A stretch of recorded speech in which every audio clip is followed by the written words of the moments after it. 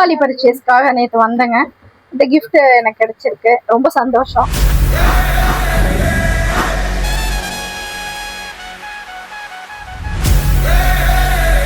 ₹5000 மேலே வாங்கும் கஸ்டமருக்கு கூட்டு முறையில் கூப்பன் வாங்கிட்டு இருக்கிறோம். 8வது வின்னர் இன்னைக்கு யாருன்னு பார்த்துடலாம்.